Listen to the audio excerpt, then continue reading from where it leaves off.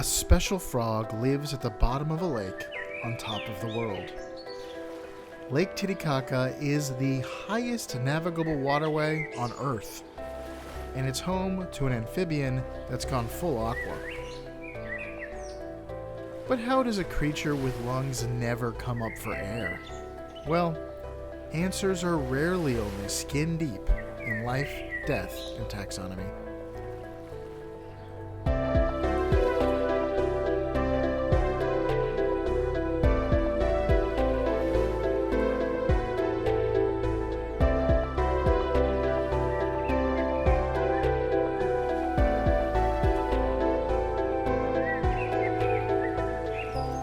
Welcome back to Life, Death, and Taxonomy. It's your 30 minutes of interesting animal information. I'm Joe. And I'm Carlos. Thank you to Cassie for the creation of our theme song. To hear more of Cassie's music, please search Cassie Michelle on YouTube or Spotify. And a very special thank you to our patrons, which I'm going to do a special little shout out to the current patrons that we have to start off this episode. In the Chordata tier, we have Jesse Raspulich and Carol Raspulich. In the Animalia tier, we have Wednesday Rabbit, Michael, Bev, Rowan, and Richard Caspar. And in the free tier, we have Deborah Wickline, Nicole Rutherford, Elia, Scream Redrum, Amanda, Christina Shortcake, Madison Young, Albertus Laurinit, sorry, this is terrible. Laurinovicius. It's apparently a Czech, or no, it's a Lithuanian name.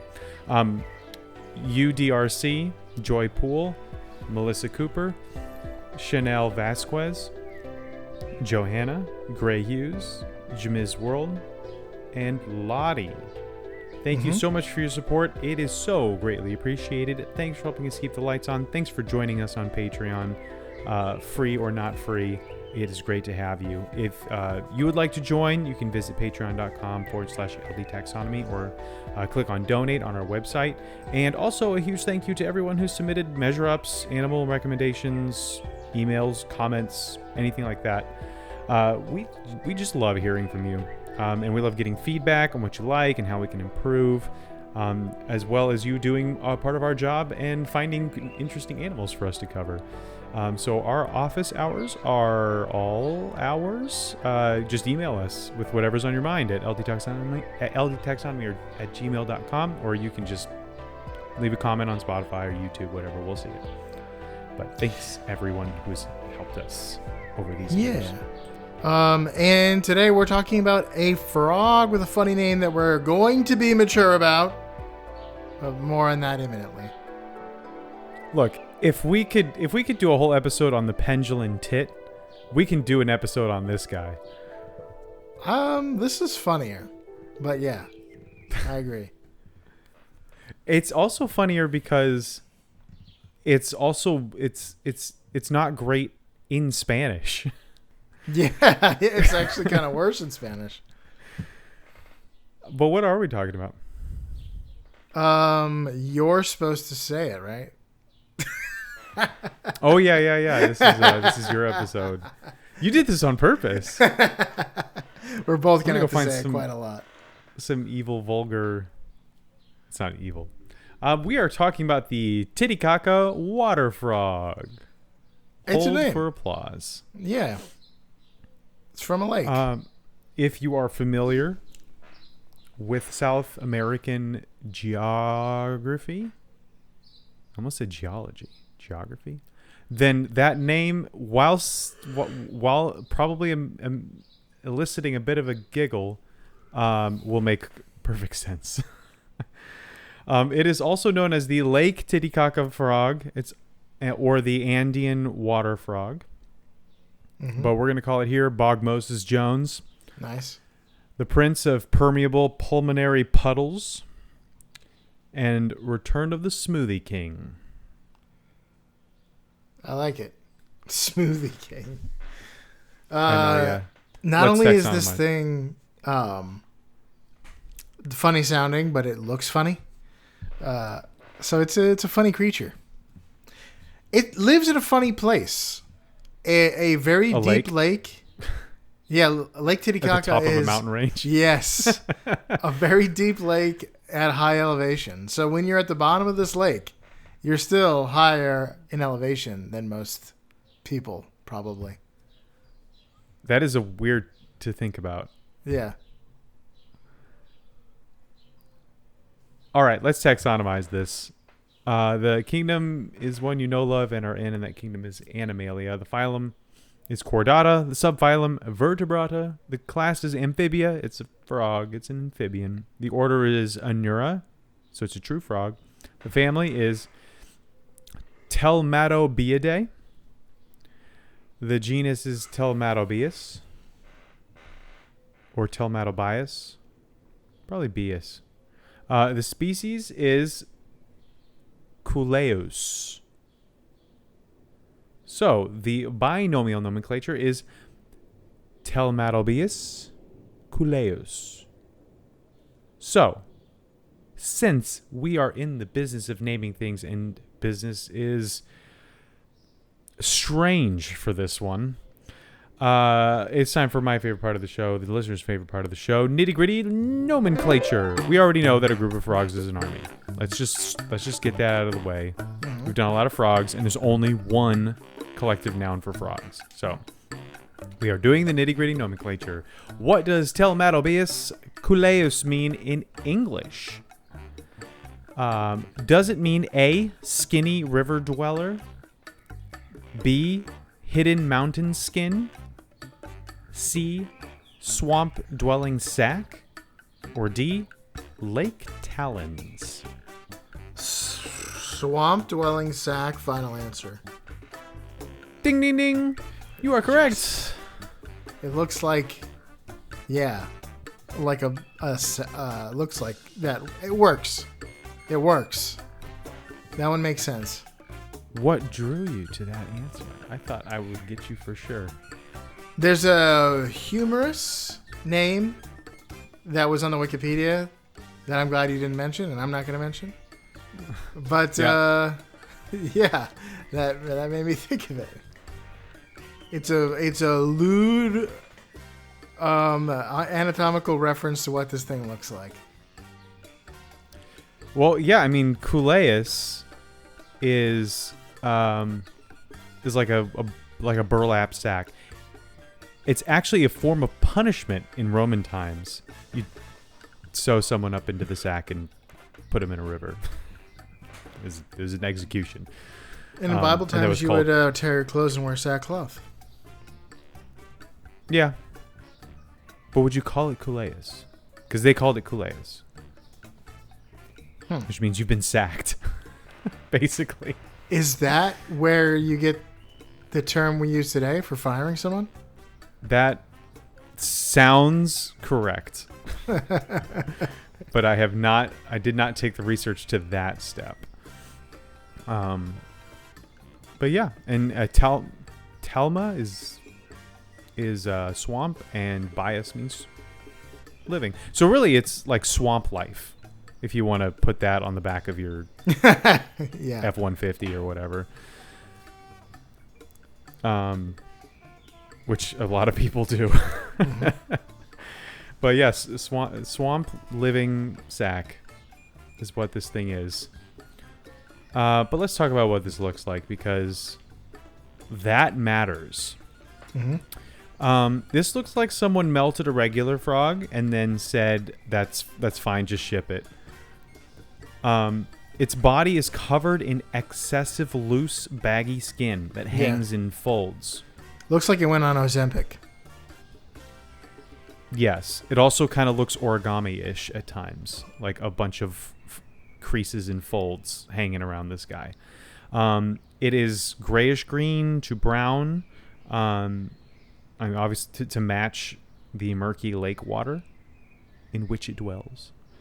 It has this flat, wide body that's built for being at the bottom of the lake, rather than hopping around or really swimming all that much. It has a small head, webbed feet for swimming, but it kind of oozes through the water rather than swims. And it has eyes that sit on top of its head so that when it surfaces, it can look above the water without putting its whole body above the water and being eaten by a bird. But if you were to include all of its excess skin, how big would it be, Joe? Great question. Welcome to the Beloved Measure Up segment, the official listeners part of the show. The part of the show when we present the animal size and dimensions in relatable terms through a quiz that's fun for the whole family. It's also part of the show that's introduced by you when you send an audio of yourself saying, singing, or chittering the words measure up into ldtaxonomy@gmail.com. We don't have a new measure of intro this week, but that means we get to hear from an animal. Carlos has to guess what it is. I'll do it. Without further ado, the listener's favorite. Well, the listener's part of the show. Good. Now stiletto. One blast of the gas through the grating and... Grin back rolls. Okay. Exactly. Soon their Prime Minister will be a gibbering buffoon. I can barely hear anything. He says soon their prime minister will be a babbling baboon or buffoon or something. Their prime minister will be a babbling buffoon? Mm-hmm. I will give you some hints because I know you've never heard of this. This character, if you can get the show it's on, I'll give you the point. But it's like a James Bond-esque 80s cartoon, but all the characters are animals. This is a villain. This frog character is a villain, and the main character is a mouse. No idea. Nope. Redwall. Main character is a mouse from the 80s. No.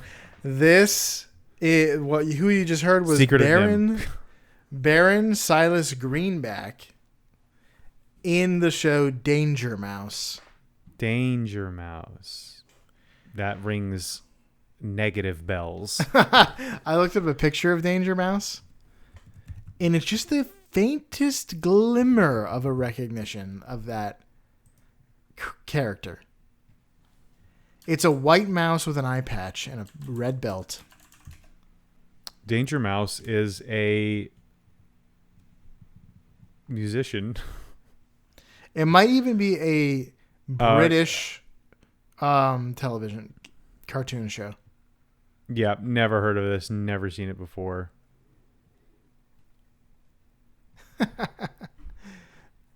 The main character doesn't look like a main character. He's got yellow eyes. He looks kind of like sinister.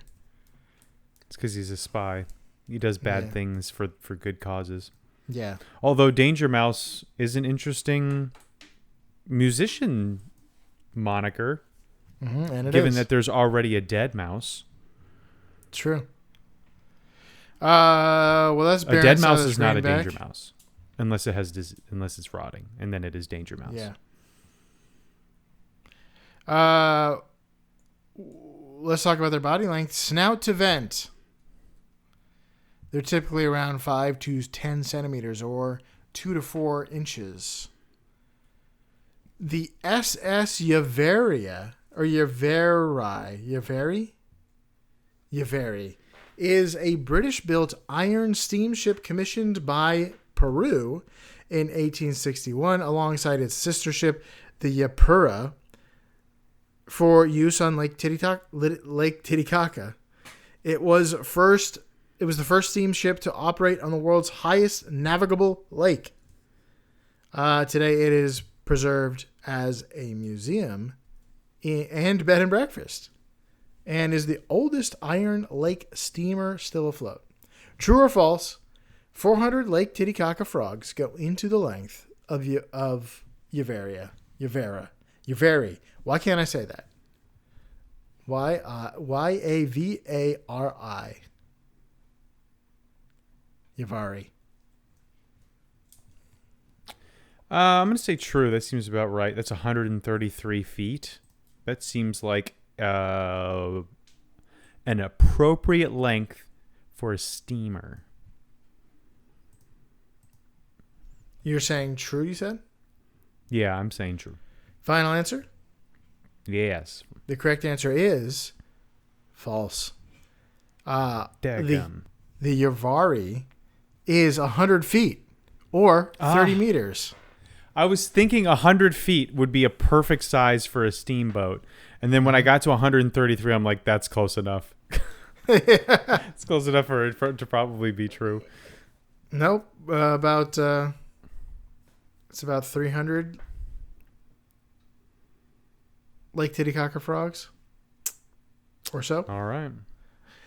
Well, maybe you'll get it on the length. They're 1 kilogram or 2 pounds ish. They're 2 pounds. Big frogs, yeah. It's 4 inches and 2 pounds. What is this Yeah. thing made out of? Plutonium?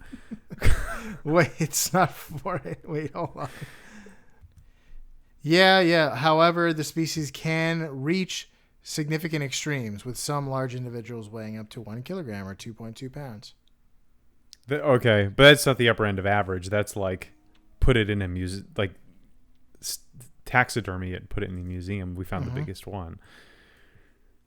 Well, let's go by 2 pounds because that's what I did with the math. I'm just picturing this by 4 inches. What is that? Like a playing card? It weighs as much as 4 neutron star? as 8 quarter pounders. The Sahuite, man, I'll never know how to say that.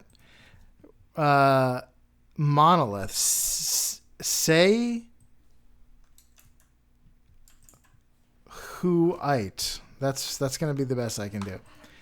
Is the Sahuite monolith is a large carved stone at the Sahuite archaeological site in Peru, featuring over 200 geometric and animal figures, such as frogs, reptiles, and felines, about 2 meters long and 4 meters wide. True or false? 20,000 frogs go into the Sahuite monolith. 20,000 2-pound 2 meters frogs. long, so like 6.5 feet, and 4 meters wide. Yeah. So like 14 feet. How many frogs? 20,000. 20,000. Okay, so that's 40,000 pounds for a 6.5 by probably 14-foot rock. Sure, true. The correct answer is false. The monolith is 25 tons. 50,000 pounds. It's the dimensions I gave you were deceptive. It's not a disc. And it's not a square. It's like a rock. Like the carvings are on the top of a boulder, essentially. I was still picturing a boulder. Oh, good. But the answer, you got so close. Like, is it 40,000 pounds or is it 50,000 pounds? Oh my gosh! It's a shot in the dark. It's not like Yeah, far like, enough for me to know for sure that it's not that like heavy. critter groups. Like critter groups. It's 50,000 pounds. Yep. Close. But no cigar. That's 10,000 pounds difference. For a boulder? I mean, that's just water weight. That's like how much does a car weigh? Yeah. If you're a boulder and you went on vacation, you gained 10,000 pounds. All you need to do is just a little bit of fasting and some light cardio, and that 10,000 will drop. It's like 2 cars. 2 small cars. Or truck. Mm-hmm. All right. This is the smallest and densest frog on the planet. Yeah. we've learned that. No, it is not. It would kill with blunt force trauma, and it fits in the palm of your hand. It eats neutron stars, spoonfuls. Yeah, It still said 1 pound was like average. Still, yeah. So like, imagine a baseball that's 3 times. I mean, it does. I guess it does like just hang out at the bottom of a lake. It helps to be heavy. It doesn't matter dense. to be heavy, at the very least. Like a whale. Okay. Let's talk about some fast facts before we get to the major fact. As should be apparent, this frog lives exclusively in Lake Titicaca, which is a large lake located along the border of Peru and Bolivia in South America. Titicaca is a Quechuan word that generally translates to rock of the puma or gray puma. That's so sad. It's such a cool name compared to... Yeah. And then also Peru and Bolivia are Spanish-speaking countries. And they have a different meaning for Titicaca. But it is a native Quechuan word.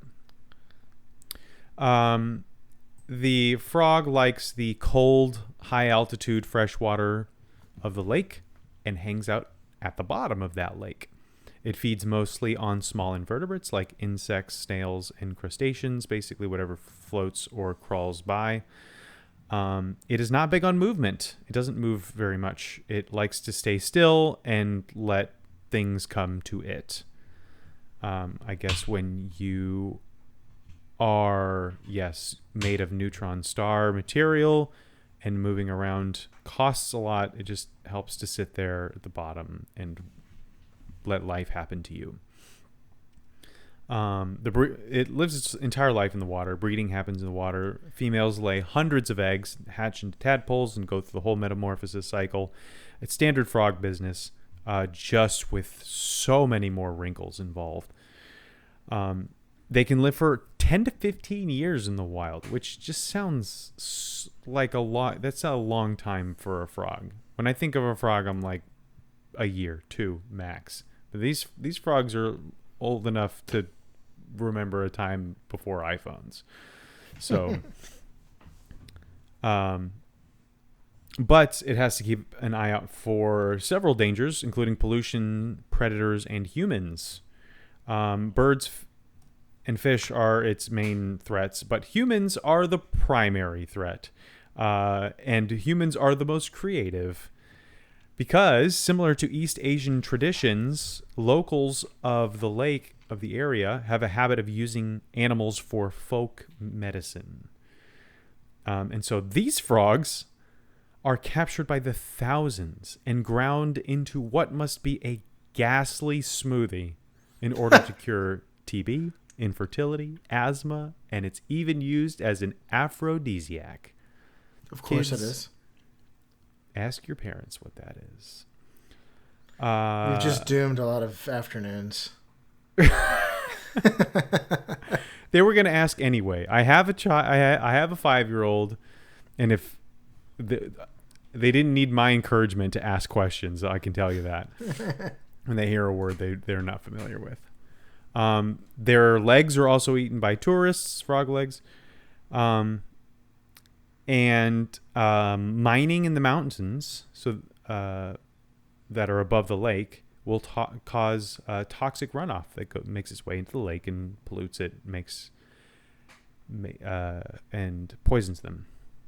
So, not going well for the Titicaca water frog.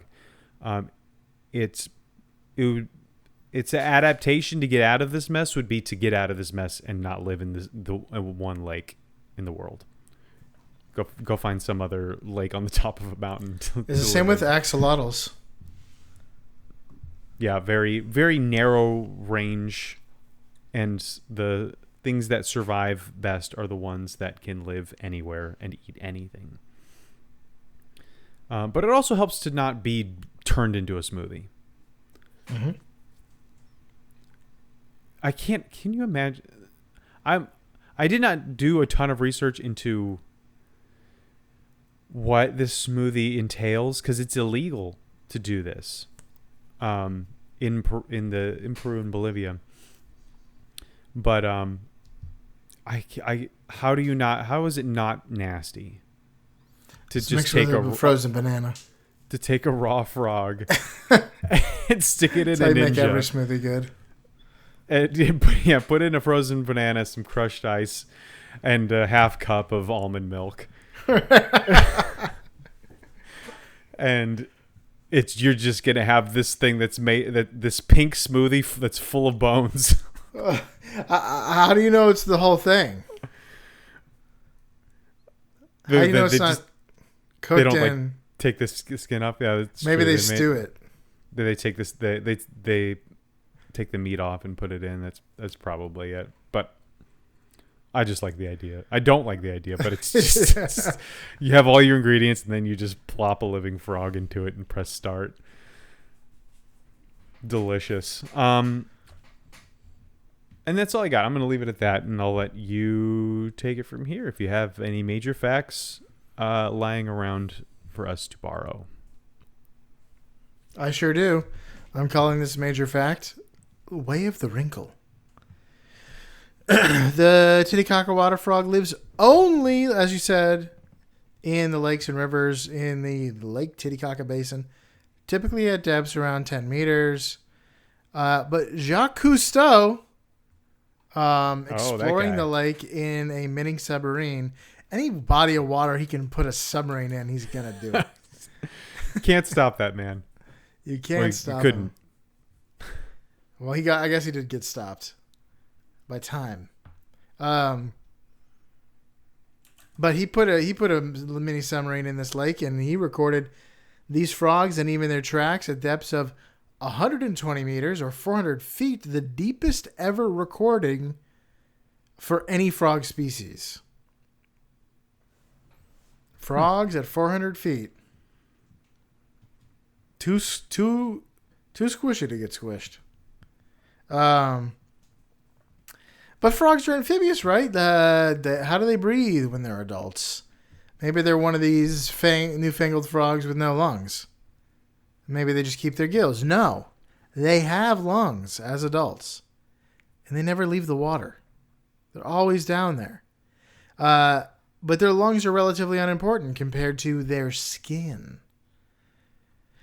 So the skin is kind of like a gill substitute. And instead of relying on the lungs, they use cutaneous respiration, or breathing by osmosis, or breathing through the skin. Osmosis, I think, it refers to absorbing moisture. But its body is covered in loose, wrinkled folds that increase surface area. So more surface area means more oxygen can diffuse directly from the water into its bloodstream. So it's wrinkly by design. It's a feature, not a bug. But it likes bugs. It does like bugs. And they are super wrinkly at that. So the Lake Titicaca sits at a very high altitude where oxygen levels are pretty low. And you know where oxygen you'd think is pretty low? Also underwater. I don't. Oxygen is abundant underwater. That's true. I guess it is water denser. is made of. I guess it's you're right. It is denser. More water, more oxygen, less nitrogen. The colder the water, the more oxygen there is. In fact, which is partially why the Greenland shark lives forever, right? I think so. Yeah. So more smooth-skinned frogs wouldn't get enough oxygen this way, but these exaggerated folds of loose skin act almost like external gills, maximizing oxygen absorption in a thin, oxygen-poor environment. And then they don't just sit still. They often perform slow push-up motions on the lake bed. They're down there push-up maxing. They're in the grotto of gains. Yeah. Exactly right. So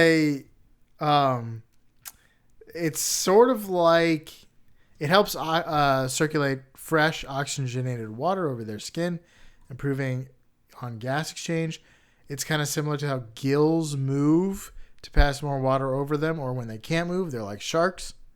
The shark moves to keep oxygen flowing. The frog does push-ups to keep oxygen flowing. They do have lungs, but they're pretty small, and they play a minor role. Most of their oxygen intake and carbon dioxide release happens directly through the skin.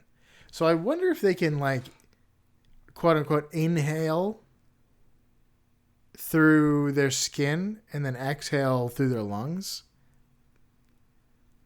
I think they just do push-ups and they're like, wow, I don't have to breathe. I'm holding my breath for a really, really long time. The more push-ups I do, the longer I can hold my breath. Are they a creature, a machine that their body's a machine that turns water into bubbles? You know, that takes in water through the skin and they can make bubbles. Yeah. You can't do that. You have to bring your bubble. You have to outsource bubbles when you go underwater. Yeah, but my body's a machine that turns Chewy Chips Ahoy into poop. So, and frogs can't do that. I don't know. It'd probably be bad for them, but they could do it. Whereas if you tried their thing, you'd die. They would die slower. So they also have really high red blood cell counts, which help with transport of limited oxygen that they absorb more efficiently helps transport oxygen through the blood and body. So the red blood cells carry oxygen using hemoglobin compared to many other frogs. Titicaca water frogs have more red blood cells per unit of blood and often higher hemoglobin concentration. This means that their blood can carry more oxygen overall. And all that together, it helps them live their life as a lunged creature almost entirely underwater. Soon they'll ditch the lungs altogether. It's funny. It's like you've got whales that can live most of their lives live most of their lives underwater. Whale wife. But they just hold their breath for a long time. These guys are just like, I can't be bothered to go 400 feet up. Yeah, it's crazy. I weigh as much as six baseballs. I'm the size of a playing card. I can't swim my way up there. I'm staying here. They can swim. Boys, order another round because we're staying here. Order another round of oxygen through the... Yes. Is that a good Kevin Spacey impression? Probably not. Been watching a lot of Bug's Life recently. For some reason, it's just top of mind. Well, good. Also, that smoothie looks disgusting. If you look it up, it is. You looked it up? It is brown green, and it is. Is it called a smoothie? Yes. It's known as frog juice. Frog juice or whatever. They skin the frogs, but they are raw. And they use herbs, roots, and honey with it. I'm seeing kind of a tan green. Hey. You can't do folk medicine using an electric blender. You can't. That's not cool. I don't like that. You can't be backwards and forwards at the same time. You have to have a handmade mortar and pestle. That's the only way you can do it. It's like I only drive a horse and buggy, but my horses are robots. Yeah. Oh, I'm watching people, drink it. They don't look happy. None of them look happy. Because you're drinking a frog milkshake. That's the problem. And there's no milk in it. It's just herbs and honey. And there's no amount of honey that could make that palatable. Do you think that maybe this works because it just causes an adrenaline spike? Your fight or flight kicks in. So if you drink anything that's nasty, it's just suddenly it's supposed to lower stress, which is the opposite of that. You drink this and you're instantly flooded with cortisol because I'm gonna die. But yeah, if it was like a challenge, I could see it like giving you a rush of like endorphins afterward. Like, did you see me, guys? I drank the frog smoothie. I did it. I completed the challenge. Oh, like you're on Good Mythical Morning or Fear Factor or something like that. Yeah, exactly. I've never looked at a creature living and thought I don't want to ingest that more. And had the option to. There are certain things that I was going to say sea urchins are pretty high up on the list. Yeah, anything, deadly. Obviously, I don't have the option to do that. These guys aren't deadly to eat. They just don't look like palatable. I don't know. Would you rather eat this or a spider or like a tarantula, the same size? Oh, yeah, I guess of the same size. I would probably rather drink a tarantula smoothie than a frog smoothie. That is a rough question. Frogs have like red blood. I don't want anything with a red blood in your smoothie. In my smoothie. Although these things look like you wouldn't have a beef smoothie. They're like prepared. Yeah, I mean when you see frog legs, they're not bloody. It's just white meat. It might be gutted. Tastes like chicken. Yeah. It's just meat and bones. Maybe a little brain. Bones, no. Get the bones out of the smoothie. I don't want bones in my smoothie. Anyway, like, comment, and subscribe, and leave in the comments or send us an email on whether you think that you should be able to do you should be arrested for doing folk medicine in electric blender. Like, absolutely blend that subscribe button. Hit the bell for more notifications. Yeah. Our analytics say that only 12% of you are subscribed. You might think you're subscribed, but you're not. Do that now. That's not a real percent. Right? 12 is not a real percent. You're right. I did pick the one that was fake. It's a real percent of 100, but it's not one that applies to us. All right. Is you got anything else for this frog? That's all I got. All right. That was the Smoothie King. The Titicaca water frog. For you out there in Podcastia, take it easy. Chill at the bottom of your favorite lake. And always remember to breathe through your burlap sack like the Titicaca water frog here in life, death, and taxonomy.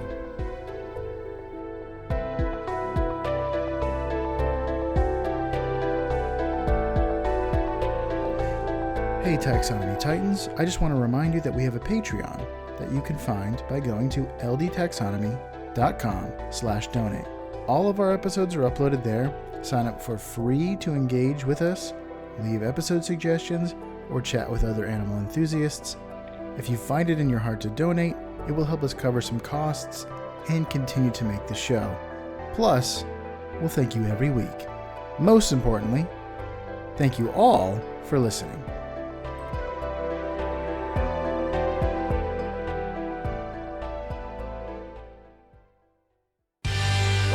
and Taxonomy is my favorite in the world podcast.